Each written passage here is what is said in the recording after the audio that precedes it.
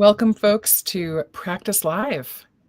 This is a podcast that drops into stories of experience from people all over the world, from all walks of life, and we get into what it means to really be here. The lens of this podcast is a bit through practice.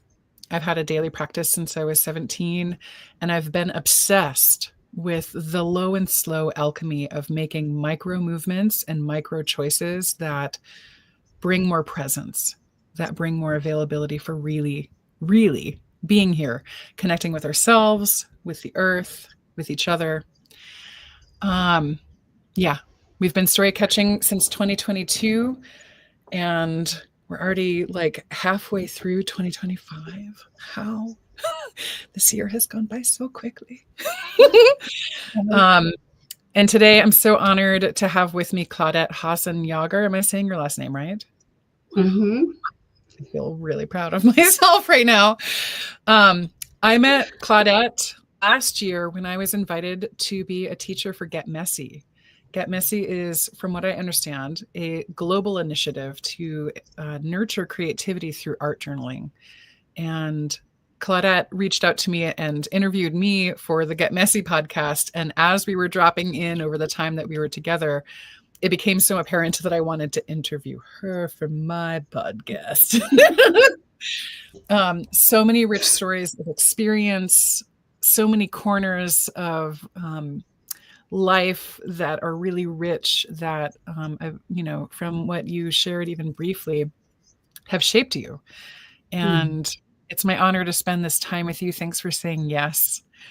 And I love that you have your on air on, because we are in fact on air. And I would love to turn the floor over to you and invite you to share anything that's for us to know about you. What's important to know about you?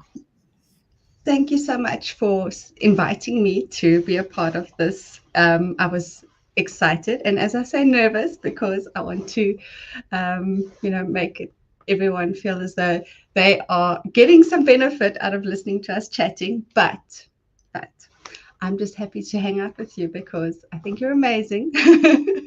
We had the best time chatting on the podcast. So when you said, why don't you join me on mine? I was like, yes, more chance to chat to Meg. Absolutely. So what can I say? I'm Claudette Hasenjager, however you'd like to. It depends on where you are in the world. Hasenjager, if you're in Germany. It is originally a German surname. And I live in South Africa. This is where I was born, but my dad is from Germany, and I just happened to marry another German who lives in South Africa. So the German roots grow strong here. I am a mom of six, a homeschooling mom of six. I think that's my biggest role that I play. Before anything else, I'm also the community encourager over at Get Messy. So that means I have the privilege of being able to encourage women all around the world to connect to community, to create their own community through art making, and I get to inspire them to make art, show up for their practice and themselves too. So I think I have the best job in the world, because what could be better than trying to get people to make more art in their lives? And then, of course, I'm an artist, which, I think those are the big parts of my day that I like to focus on. Wow, I love the description of your role in Get Messy. That's pretty incredible. That's pretty incredible to encourage community. It's funny. I think that might be like essentially one of my like job titles, like encourager of community. Wow. Mom of six. I forgot about that piece. A homeschooling mom of six. How does that work? Okay. So actually I'm going to dive into this piece. It's a piece of a bigger question I had asked you about, like, what does practice mean to you? What does practice mean to you being a homeschooling mom of six? Like, what does it look like? What does it look like for you to be with yourself, tuned into yourself, and also really like present with your kids? Well, it's actually quite interesting because I've written here more present. There's so many, when you sent the questions through to me, I was like, oh, I'm going to have a tough time answering each one because they like all mesh into one. So one of the questions that you asked was, how did you start art journaling? And that goes back to this idea of when I had my sixth child. Um, we'd been homeschooling for many years, obviously, by then. The oldest one is 21 and the youngest is 7. So it's a wide range.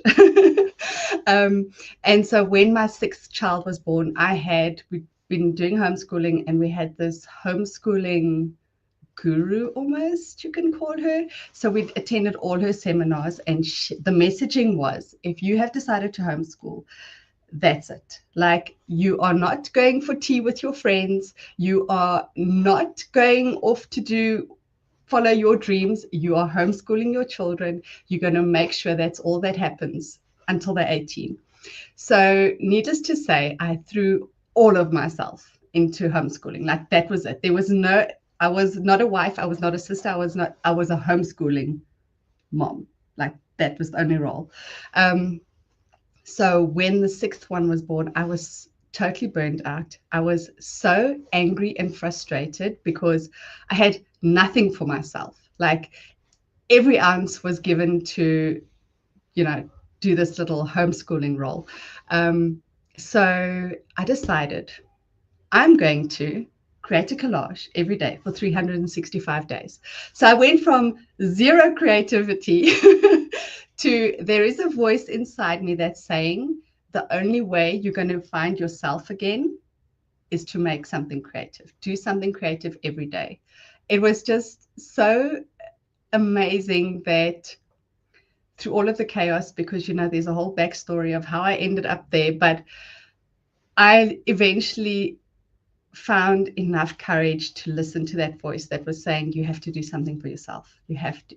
So 365 days, and I did it. I stuck to it. I didn't miss a day.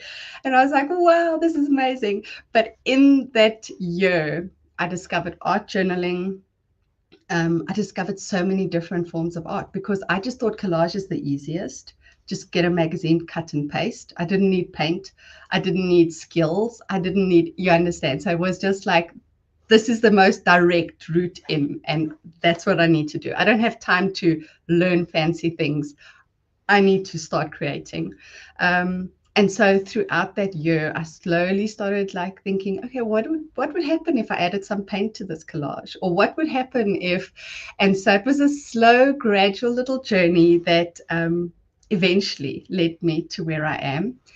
And yeah, I think the biggest lesson I've learned out of all of this is I've got 4 girls and 2 boys, and I feel I had to go through this to get to a point where I can say to them, putting yourself and your dreams first. Like, by living my dreams, I'm showing them that you need to live your dreams too. You can't live for someone else. It's not going to give you happiness. It's not going to give you satisfaction.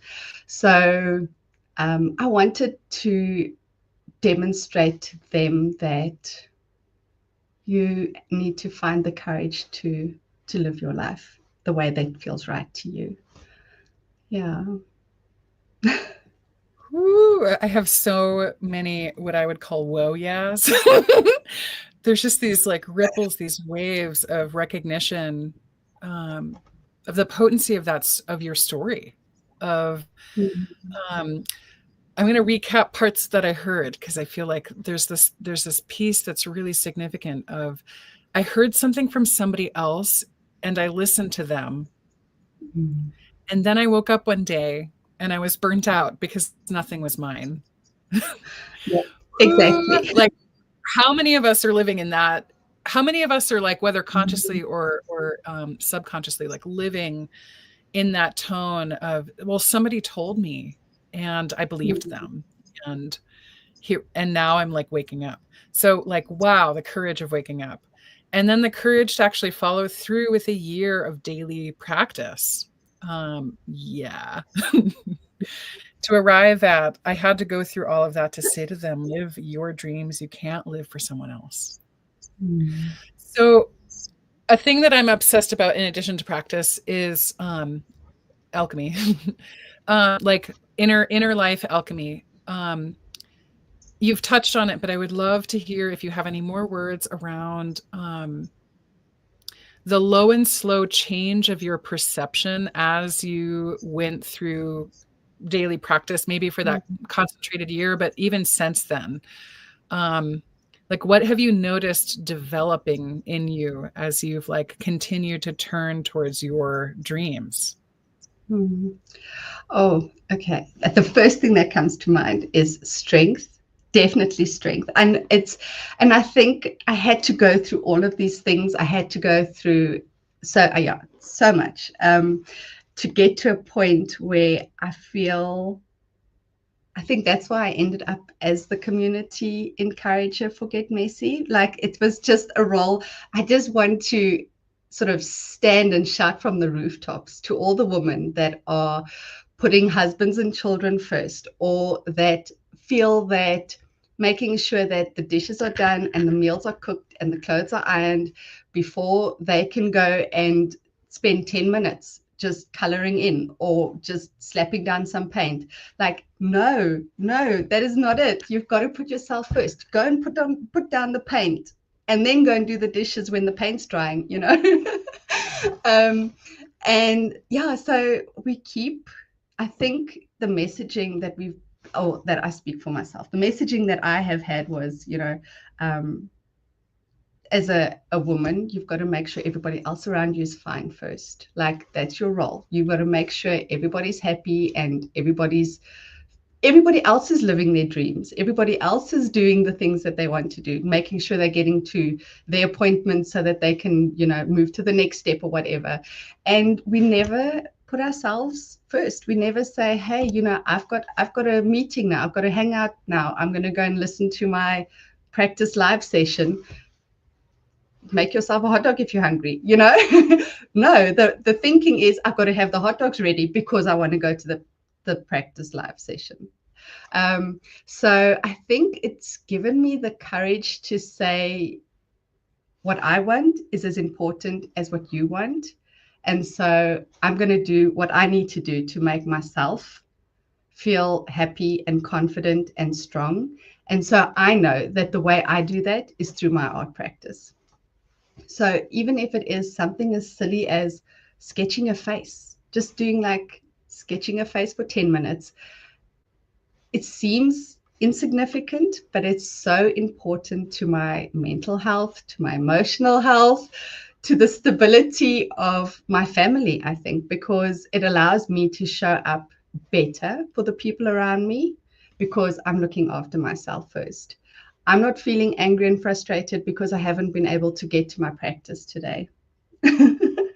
You know, I'm feeling so satisfied because I did what I needed to do. And so now you can have all of me. I don't feel like I need to be selfish with what I've got left. I have got an overflowing cup because I did what I needed to first. And so I think that was one of the biggest lessons. It's sort of been a slow process because in the beginning I felt so guilty, especially with the 365-day project. My husband was saying, you know, we're going away. Do you really need to pack all the art supplies? Can't you do the collages ahead of time? So we're going away for 5 days. Can't you do 5 collages ahead of time? And then we don't need to do art when we're away. No. I said 365 days. So I'm doing a collage wherever you're taking me. I don't care where we're going. It's happening there. And so it was a lot of reprogramming for all of us, I think, because that was very out of character. And so there were times where it was like, something's happened, you know, like you changing. And every time you change, people around you have to recalibrate too. So it takes patience, patience from you, patience from the people around you, because, you know, they've got to get used to the fact that you're saying no. So you can't get frustrated with them either because this is something new. But yeah, it's been a slow growing process for all of us. And now if I'm getting cranky, it's like, obviously you haven't made art yet. go make the art. We'll start supper. So I think we've reached a happy medium now. I was yelling while on mute. Trying to get my hand movements to express how excited I am about what you just said. What I want is just as important as what you want. That is a seed that I just heard from Claudette. And when I do what I need to do for myself, you can have all of me. I'm actually giving to you, and it's not coming from an empty well and then leading to resentment. That's profound. And you just touched on a huge thing about practice that I want to yell from the rooftops of like, when I change, all of you who are in proximity to me change. And I'm working with a coach this year. Her name is Drea. She's of Soulflow Co. Highly recommend. And one of her things that she says is, my expansion is your expansion.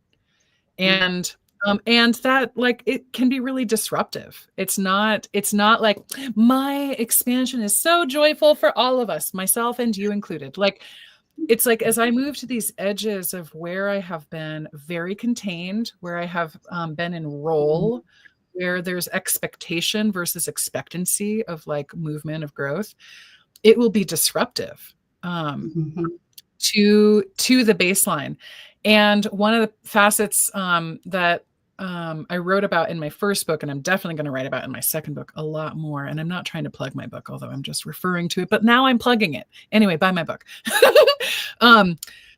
Is that like, when we move into practice, it's a relational thing. Like, when we start making low and slow micro movements that turn towards who and how we really are, it absolutely immediately begins to disrupt and impact the people who are closest to us. Because so I've had a daily practice since I was 17, but it was much more like, it just kind of slid around for a while.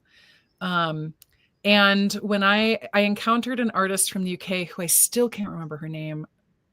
I almost have it. I can picture her art and her face, but not her name. She did a 30 faces in 30 days practice. And I was like, ooh, I want to do that. And then when I got like partway through, I was like, oh no, I want more of that. Because some part of me began to be watered that I wasn't able to reach prior.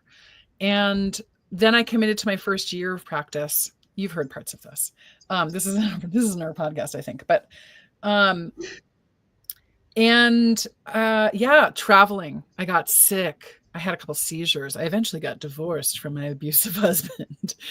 Like, a bunch of stuff happened. And over the course of, I'm still painting every day, but really for 8 years, for 2,740 days, I made a painting every day. And I brought my stuff with me everywhere. So like, and I had to carve out time. And as I began to carve out time for myself, I began to hear aspects of my inner life very differently. I began to see my life differently. I began to see what was possible for my life very differently. And everyone around me also had to see me differently because I was changing. But what I love about practice is that it is a low and slow progression. We're not trying to get it done all in one day. We're not climbing up to the top of to the summit and, declaring. It's a very slow, it's an unfolding, and the people around us also get to unfold in their reorientation. And I love what you were saying of like, it's a reprogramming for the whole family. And it seemed, what became a demand, but in a loving way, it was out of character. Like, oh no, you all make your hot dog. I'm going to go paint first, instead of like taking care of, because those things I found myself, because I do a lot of interspiritual ministry work. So I'm like constantly taking care of everybody else. And I live on a homestead and all these things. And yeah, it's pretty amazing to find out what I like, to like dedicate at least a half an hour, which sometimes was 4 hours, to my own self dialogue, to my own well-being. So Oh man, it just brings me so much fire to hear another person like go through this arc of like, yeah, no, I'm claiming this. I'm claiming it, and I'm claiming it for at least a year. Are you like, what does your practice look like now? So for a year you made a collage, and when was that? Like, when did you make a collage every day for a year? That was in 2000. I started the 1st of September 2018 was when I did my first one. And yeah, I'd like 365 days of collage. That was the theme, but I haven't stopped since then. Like, I make art every single day. You know, it has to happen, but there isn't a specific theme to it. Now I'm just, you know, like, I'll show up for the day and do whatever I want to do. But I feel it's just the day doesn't feel right if I haven't sat down and it's like had a conversation with myself, just checked in with myself. And as I say, it could be like, what color do you want to use today? Just that small little inroad into connecting to yourself starts a whole conversation. You can't believe it, but just selecting a color or a supply can be the spark to get you into sort of connecting to what your emotions, what are your thoughts, that kind of thing. So yeah, for me, I feel I have to just, it's become a habit. I think that's what it is. It's become sort of a comfort blanket almost, where I know that that time is going to recalibrate me, sort of recenter me, so that I can go out. And that it's difficult because you get, as you're saying, with a homestead and you know, like, you get pulled in so many directions. So I have one that's doing science that I'm like, I don't even talk to me about the science, but like, he doesn't understand. And so I am doing YouTube videos trying to understand so I can explain to him.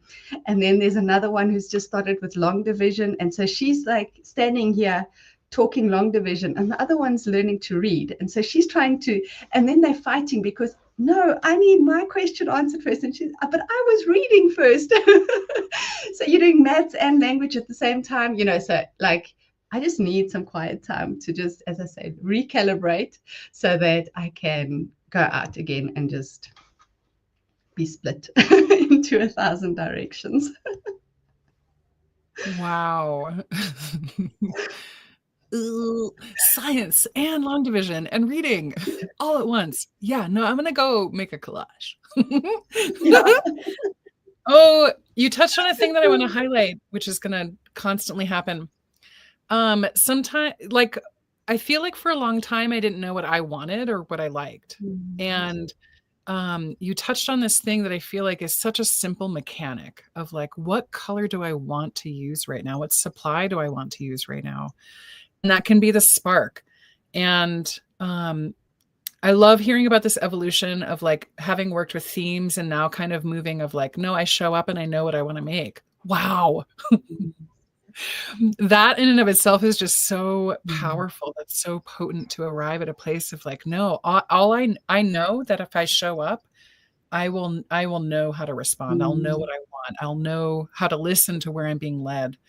And that's just so profound. But yeah, and even like asking myself for a long time, like, what do I want to make? There's this piece that I say a lot when people ask me about practice, because when I do like the farmers markets or when I had a studio and people would come in for our first Fridays, they would be like, there's like the same like 5 questions that's always asked. Like, do you paint at a certain time of day?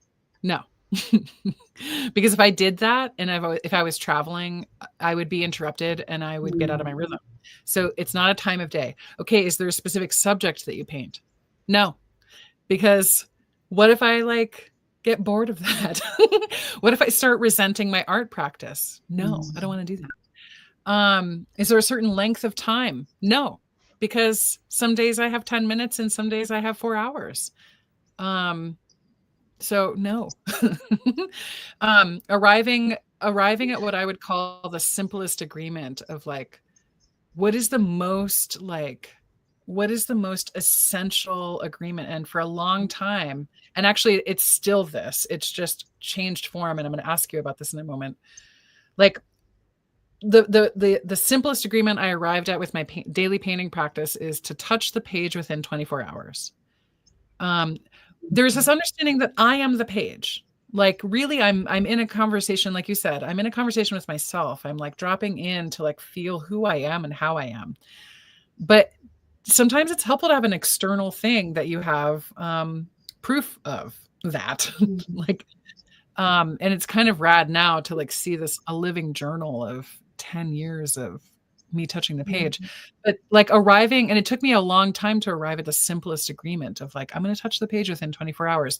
And there are subtle agreements that have shifted around that. Like at first it was about trusting the process, because I was scared. It's scary. Like I was like, this is a blank page, and what if I mess it up? What if I make the ugliest thing that ever happened ever? You know, like probably not. But like it activates deep fear responses, and it's really interesting. And what I realized soon, like within the first month or so of doing this, that like this is actually a safe place to this being activated with those survival things where I'm like, I'm going to die if I make an ugly piece of art. Probably not. It's okay. But yeah, so trusting the process, that was a first like inner life agreement. And it moved to savoring the process. And then now I'm moving at the pace of soul. And I'm curious, if you were to give, if you have not already, if you were to, in this moment, in a definitely off the cuff kind of way, if it's not already pre-considered, like, what would you say your current inner agreement is with showing up in this way? And are you aware of any evolution of like what the inner life quality that's companioned your practice has been? First of all, I have to just laugh because I agree that trusting the process was one of the hardest things in the beginning. You just like, there's just this fear all the time. What if I make the worst thing? Who's going to come knocking at the door and tell me that that I have officially made the worst piece of art and it's now time to give up? But I would say for myself right now, the agreement is to just listen. Just listen to what's going on inside, listen to what it is that you want to do, and then agree that you're going to follow it. No matter how silly it sounds, right? You're just going to do the thing. You're not going to allow yourself to overthink it. You're not going to give yourself time to second guess and be like, what if it doesn't work out? No, if you hear it, you're going to do it. And so that's why I say, like, I don't know what I'm going to do from day to day. Some days I'm going to play around with ink and just make a mess. Other days I'm going to make bad art. Like, my theory is, if you make really bad art, it needs to come out. It's almost like my husband is a medical rep and he does vascular and endovascular stuff. But anyway, so if you build up plaque in your arteries, they have the tools to take the plaque out.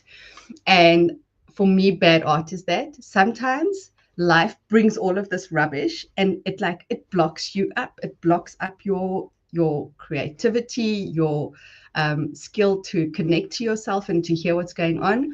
And so when I make really bad art, I know it's like the plaque. The plaque is coming out. It has to come out so that I can get to the good stuff. And so I think a lot of people are scared of making bad art. And I'm like, no, when the bad art is happening, you know that the good stuff's coming. So get it out, like enjoy the bad art, celebrate the bad art. You can rip it up, you can throw it away, you can do whatever you want to, cut it up and use it in something else, whatever it is, but let it out. I think a lot of us try and stop. When you see it's going wrong, you stop and you're like, oh, okay, today's not a good day, I'll come back tomorrow. No, you got to get it out. So yeah, but it took a long time to get to the point where I was like, I'm not scared of making bad art anymore. Yeah, so for me, it's just deep listening is the connection or the agreement that I've got with myself. But I want to go back to something else before we move on to this. And it was one of the things that we connected on, which was having my first husband. I got married 6 months after I graduated from high school. And I married a man who, for my whole high school career, I'd said, if he's the last man on earth, it's not happening. And I married him. And he was a narcissist, such a terrible, terrible man. And we were married for 7 years. And then we got divorced. And I married my second husband. And he was a full-blown alcoholic. And I had no idea. Married the alcoholic. And it's only through my art practice that I realized through all of it, I just switched. You have to switch off parts of yourself to survive those relationships. You have to stop listening to yourself, because all the voices are shouting in your head, like, this is wrong, this is bad, this is not the way it's supposed to be going. But you have to switch those off to be able to just function. And so having that art practice, first of all, it shook all those things loose. And you have to sort of work through them. But it's reconnected myself to that voice, because you smother it. You have to basically kill it just to get through your day-to-day living. And so I think it was one of the things that we had been able to connect with, is that, it's heavy things, but your art practice can bring you back to life. It can just, that nurturing and that slow, as you say, that slow connection back to your soul, back to the fire that is there. It's there. You might think you've killed it, but it is smoldering, and it just needs a little bit of oxygen, a little bit of love. And it's amazing to see how you flourish again through making art. I think making art is so powerful. I wish everybody in the world could make art. The world would be a different place. Wow, I couldn't agree more with all of that. Yeah. Yeah, I mean, I think that's why we're here championing our various forms of practice. Like, I'm like, I don't care how you get in. Is it writing? Is it visual? Is it movement? Is it somatic? However you get in and touch it daily in some way, even if it moves. And it's been interesting working with different people around practice, because like different neurospiciness, like different interests, different like ways of moving. I'm like, yeah, but and all of it. I feel like that's why these kinds of things, like an agreement with yourself.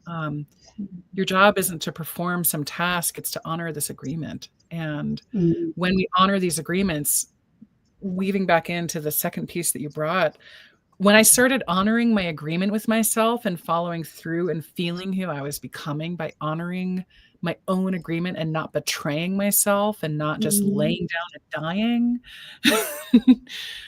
Wow.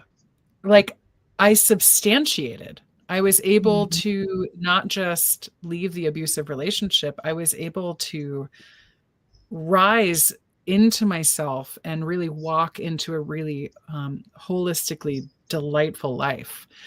I was talking with my sibling friend who's staying here for a couple of days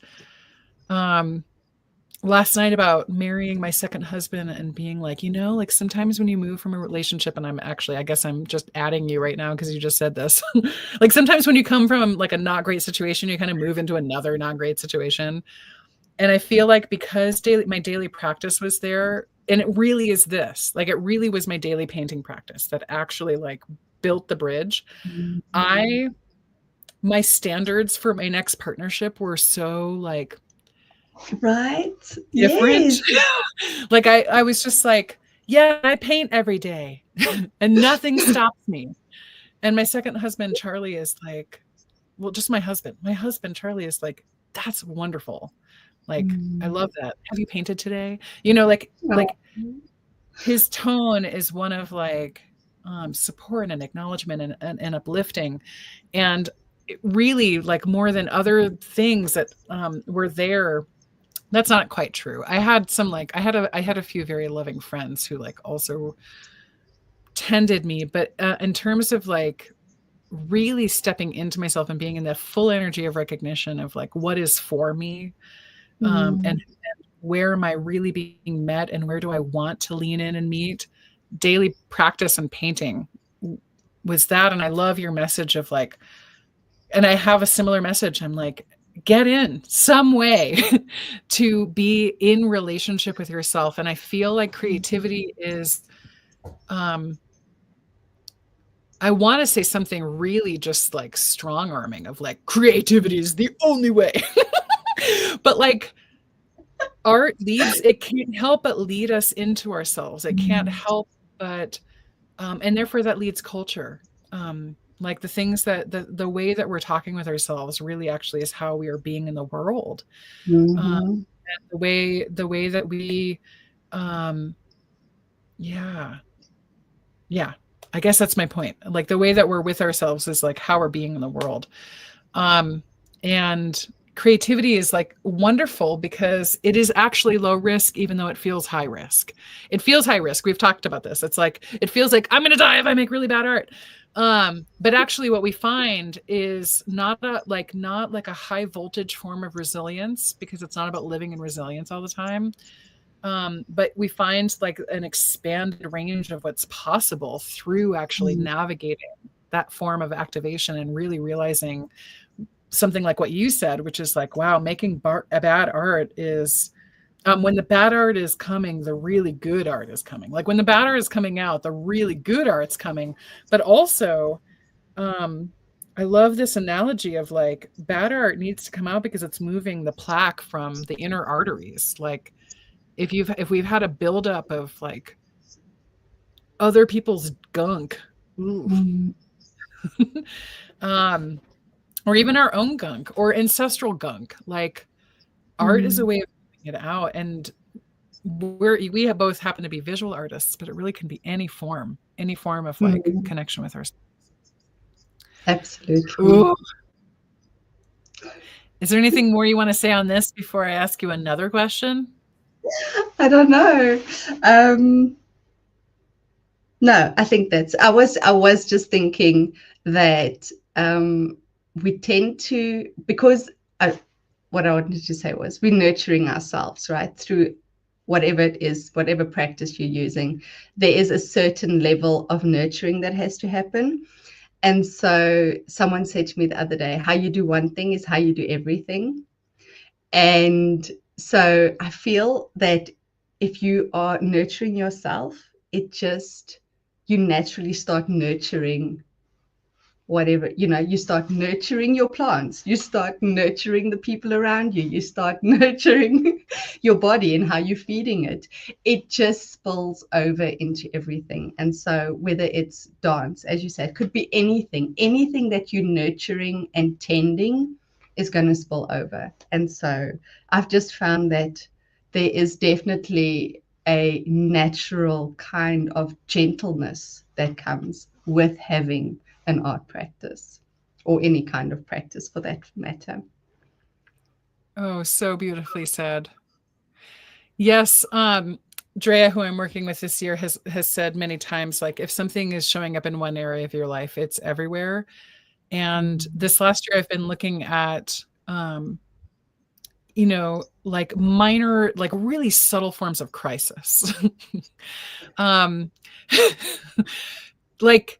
Like things will be going well, and then something will come in and sort of interrupt it and reroute it, and how my nervous system gets completely taken over by that.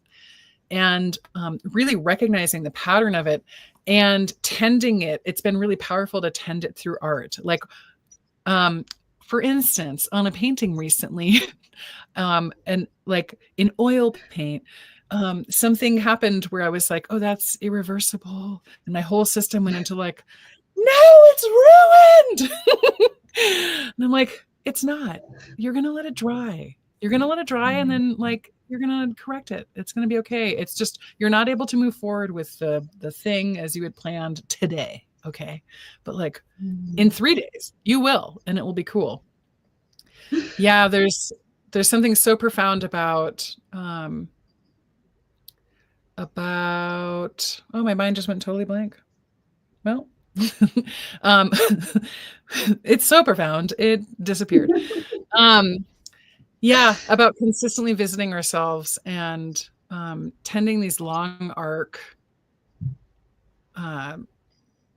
tones that we get ourselves into, or that we feel like we could be at the mercy of with life. And art really has a way of like bringing the reins back in our hands. When we start making these kinds of decisions, maybe that's where I was going.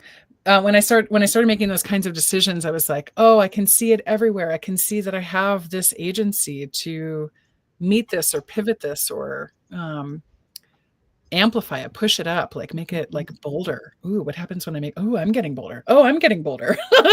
Like I'm going to use like this really bright yellow, this chartreuse, and we're going to like really push it. Like what happens when I push it, and being able to push it in this environment of an art practice or a creative practice really actually, again, it expands the capacity for making bold choices in our lives. And that's rad. That gets really rad. Yep. I agree. It's so cool. Yep. You've shared a little bit about this, but what is the story of your experience that has taught you something that is like actively in your now? Like, I think my motivation for asking this comes from remembering pieces of our conversation last year. And we just touched a little bit of this, but maybe there's another story. Like you and I both were in prior marriages where it was like, oh, like that squeezed me, and oh, now I see. And I'm curious if there's another facet of your life where like you've been in the squeeze, like when something has highlighted something enough for you to see it that like you actively live into now. I hope that's not too big or abstract of a question, but oh, it is. It's so much. It's like going, oh, and you can bite off a piece of it. Like if I'm like like looking files rotating, and I'm like, which one am I going to choose? Well, right. So then we can employ your practice of listening. Like when you ask yourself, like, what feels in right size to share on a podcast on YouTube? In this moment, like in this tone of this conversation. And I don't know where this question came from, but like when I was feeling into it was like I was trying to find a way to ask it where I'm like, there's big things. And you've moved so much into so much beauty. And if there's a piece, because one of the reasons my motivation, maybe this will like shape it a little bit. One of my motivations for asking this that came through as this question arrived, is that a lot of us are stopped by the stories. A lot of us are stopped by the stories. And I love it when people like recognize the moment where it happened.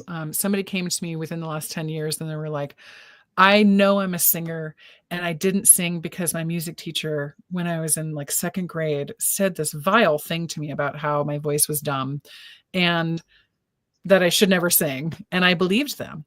And it like those can seem like small moments, but they're not. But then some of us have big stories like, I'm returning to first marriages again, but it doesn't have to be that. Like living in a tone where like there's a message, and then like I've had moments where I've just like I'm in one right now. I'm like flipping a script of like, wow, I think I believed this thing about myself for my whole life because it was projected onto me, and now I'm beginning to see something so different for what's possible for me, and it is through the contrast. And I had this like tone of remembering like some of your stories. I was like, oh, we have this tone in common of like, there's a contrasting thing. And instead of like believing it or dying in it, how did you get out, and how can we like have a message to share with others who are watching this of like converting of converting something from one state to another state? That sounds like that's big. Okay. Anyway, yeah, I'm going to go on mute now. There's no way to break it down to make it easier. Is it too big? Because we can like. No, it's good. Okay. It's good. Yeah. So I think a lot of, as you say, a lot of the stories, and I think it is. So I had a very strict parents growing up, and it was like, you follow the rules, and if you don't follow the rules, like that's not good. And even now. I mean, I'm 42 and my parents live, I can see into their bedroom. They live at the bottom of the garden. So they're still here. And, my dad will like, what have you done to your hair? That's not good. That's not the way your hair is supposed to look. Or, whatever. Or with the 6 children, he's like, that's enough. You can't have more children. Now we've had enough children. Like 6 is the limit. So he's still very much trying to control everything. And my mom's also very the same. I think they're just very conservative. And yeah, so a lot of why I decided to get married was because I wanted to leave home and go and study art. And that meant moving to a different town. And they were like, no, you can study the grass growing, but you're staying here. So I thought, okay, well, I'm going to get married because then I've got the freedom, right? So I'm going to leave home, get married, and I'll have this life. I can make my own choices. And so it was this need to sort of try and break free and have more freedom that put me into a situation where I had even less freedom, where it was like even more messed up. And so then I got divorced from him and I got married to the alcoholic, which then put me back into babying a husband that you're supposed to, it was just the whole. And so I think I've always had this idea of, I've always felt trapped. I've always, that squeezing. When you said the squeezing, I was like, I can't tell you one moment where I was squeezed. I felt like I was always squeezed, it was always like this confinement.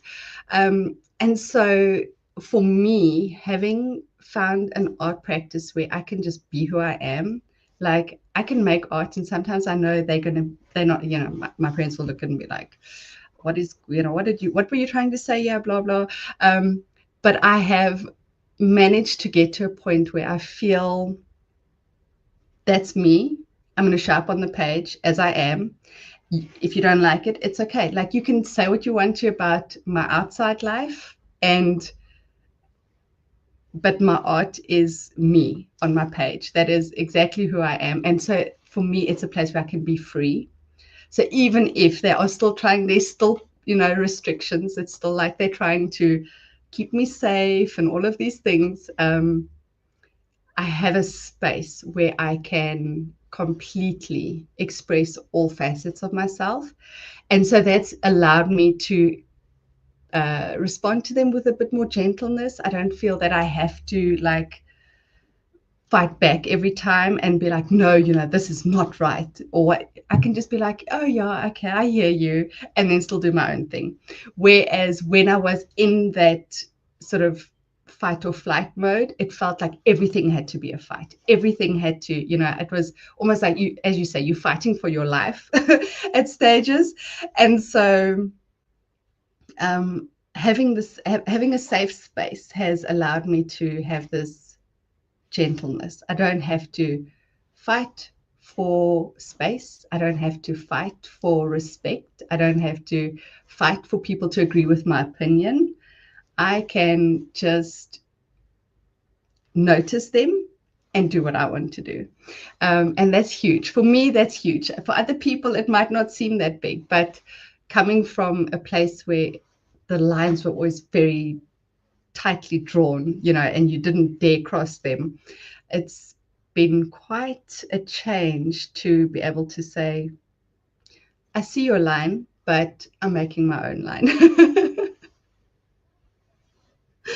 Yeah. That doesn't sound small at all. That doesn't sound small at all. No, not one bit. That sounds really potent and courageous and impactful. And again, you're in a position where you get to share transmissions of that with other women, other people. Who knows where this podcast is going to go? Like we're hearing it, because that squeeze, because it isn't usually one thing. Even reflecting on my life, I'm like, the squeeze actually, where I had points of it being more direct, it was actually coming from a general squeeze that I had gotten really used to, that I was like formed in. And it is courageous to unwind from that and to say, yeah, I'm like, no, I'm making my own line. Like, that's your line. That's great. I can honor that. I can honor, to the size of right relationship, of being in relationship with you. I can honor your lines. This is my line. My line's over here. And I think this is what you said. I'm as sharp on the page as I am. Yeah. Yeah, that's cool. Yeah. We're coming close to we have like 10ish minutes left. Really? I know. It's gone so quickly. It flew by. It happens every time. You've already answered this, but I love approaching things from multiple angles. So I'm going to ask you this explicitly, and maybe something will come through. What does practice mean to you? What is it? Anything that comes up in response to this question? Like maybe it's mechanics of it, maybe it's a tone, like an inner life tone. But however you answer this question, I'd love to hear what practice means to you. Okay, I would say, I think so. I definitely have a word of the year, which is my focus for each year, and so I would say that my practice changes according to that word. So one year my word was courage. And so when I was approaching my practice, the focus of it, the feeling that I wanted every time I showed up to practice my art making was to have courage. And so I practiced courage day after day. And then I had expand. And so especially because of the collages and then moving into art journaling, the tendency is to have a little book. Can you make some art in a book? And so my husband, I've actually got it right here. I've got one of the stickers here. I don't know if you'll be able to see it. It says, a bunch of emotional women working in little books. So Kaylee actually turned it into a sticker because he was like, oh, you're all just a bunch of emotional women working in little books. Not in a derogatory way. He was like, when he tells people what I do, he's like, she uses her journals to get out her emotions. And so, but it was little books. And that's where I was sort of hung up, that working in a little book, it's safe. It's, this little. So when I was doing expand, I wanted to get bigger journals. I wanted to work outside of a book. I wanted to work on canvases. So for me last year, expand was that of doing bigger, just going like outside. No, that was the year before last, because last year it was rooted. And so I wanted to be rooted in my practice. And that's where that listening came in. I definitely saw it last year, where I was trying to deeply connect with, what is this practice meaning to me? What am I getting out of it? What am I putting into it that is allowing me to hear more, that's allowing me to feel more? So those roots is definitely, it was such a powerful year for me, because roots were always something that I felt I was lacking. Even though we have a family farm that's been in the family for hundreds of generations, all our family's buried there. I've lived in the same town my whole life. We've had the same house. I live in the house that I grew up in. I've got so many roots, but I felt like I didn't have any roots. It's this weird paradox. Anyway, so rooted was very powerful for me, because now I have roots. And I think it's because it's my own roots. It's not roots that were passed down from the family history. It's not roots that were given to me because I grew up in the same place and went to the same school that my mother and my grandmother and her grandmother, we were literally the fifth generation in the same school. And so you would think, say you've got the roots, but they weren't mine. So last year I grew my own roots, again, to that line, right? This is my line. These are my roots. And then this year, actually, my word is intention. So the practice at the moment is having an intention of growth, an intention of going deeper. So that's the practice for me at this stage, is what is the intention behind it? Why are you creating this way. Or so I'm doing a lot more writing about the work. What is it meaning? What is it feeling like? And that written component has definitely expanded my practice again, because I'm unpacking it a lot more. I'm trying to find more meaning and more connection to the work through, what I started out without an intention, but very quickly that you dip into it, like you just choose the color, and then what does the color mean? There's, immediately, I don't know if you're the same, but as I'm creating, there are these stories going on. You didn't have an idea, but all of a sudden the painting's got this massive backstory. So documenting that, writing it down, and really taking time to think about what is the symbolism behind the elements that keep showing up, that kind of thing is what I am trying to sort of see as my practice at the moment. I hope that answers the question. That 100, you actually answered 2 questions with this question. Oh, I love that. Choosing a word for the year and allowing your practice to shift in response to that word. Oh man, and I love your words: courage, expand, rooted, and intention. Yeah, the expansion piece, we only have a couple minutes, so I will keep my own share very brief, but for 2,740 days, I worked on mostly, there was a few days, there was like maybe 20 that were on bigger pieces of paper, because I began to hear the death rattle of like this size.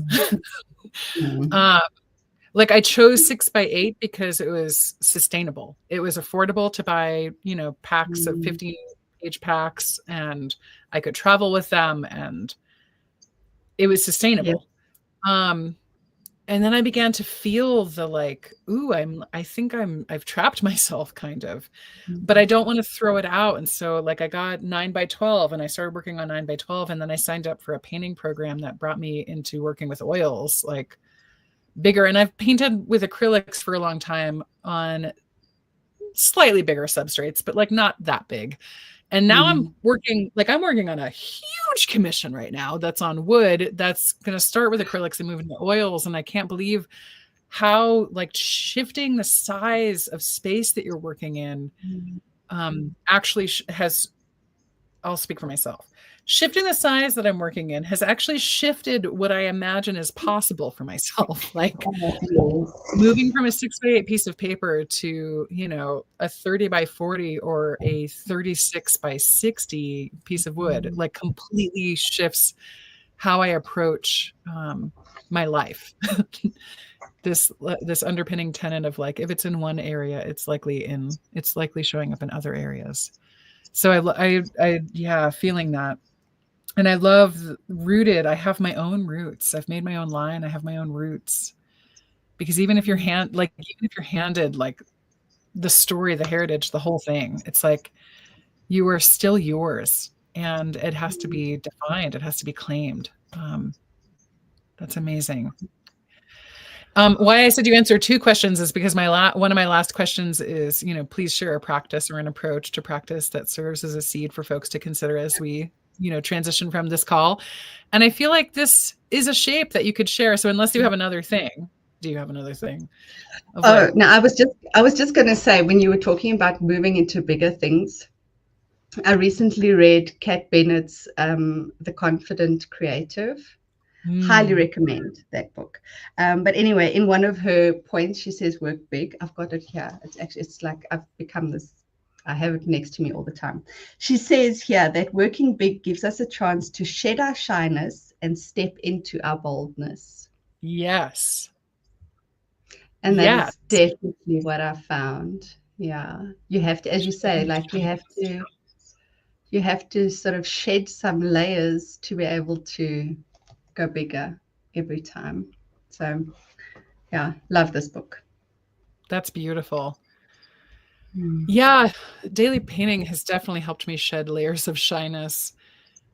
And it gives a story. Like I think having a story of like, I love that you're investigating the intention behind your work this year. Cause like, as people, because art leads, it leads at the edge. Like we know what a culture knew was important by the art that remains. Yeah. We know what we're thinking about. We know what we're feeling about. And so as we know what we're thinking about and feeling about, we can recognize the direction that we're already going in a little bit more. That's powerful. Wow, Claudette. Is there anything that you want to share that we might drop into with you? Anything you're promoting? Well, I would only say that if you want to hang out with me, Patreon is the place to be, because that's where we have live sessions. It's where I have monthly challenges and art journaling prompts, and we make art together. So that's, if you're looking for me, that's where I hang out. Other than that, I don't have anything else to say. That's rad. I didn't know about that. So that's cool. I'm so happy to learn about you having a Patreon. So yes, please, if you have been inspired by this conversation with Claudette, highly recommend connecting with her through Patreon. Maybe you can send me the link and I'll add it to the description of this live. And if you want to stay keen on my work, this conversation usually happens on the third Friday of the month. This month is a little unusual because I'm going on a break. And Claudette was kind enough to meet me on Tuesday. But next month, let me see who, I forgot to look who is next month. And I'm in the wrong year now. Ooh, we have Tanner Polsley. I'm not sure that I'm saying their last name correctly, but last year, Tanner, who is part of the Milan Institute team, did a 365 face painting challenge, and we're going to drop in and talk about that. And the summer is looking really cool from there. So I hope you all stay tuned to Practice Live. I also have written some books and resources on practice, including, one moment, let me just shift my situation so I can show you the practice planner. This was conceived earlier this year and created a month later. It's an open date planner that you can get at any time. And if you're seeking to be companioned in practice, it has like prompts and seasonal invitations to really drop in. And again, it's open date. You can drop in anytime, and I'll be making a new one every year. And I use it, like you can see, like I've really like filled, you can't see it because it's on a screen, but I've really filled it in. Because it companions the nuance of practice, and it can be orderable. It's orderable all over the world through Amazon. So I will link that as well. It's been such a pleasure to have you. I'm so grateful that you and your family have allowed this hour of conversation.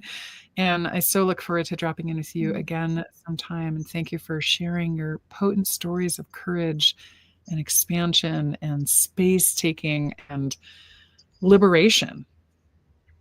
Oh, thank you so much, Meg. I have loved it, as always. It's such a treat to chat to you. And thank you for sharing your wisdom and your passion with the world. You're making a huge difference. Oh, goodness. Thank you. You too. You're also making a huge difference. Such a pleasure. Thank you all who are here watching live, and for all of you who will watch this later. And we're going to bop off. Until next time. Bye.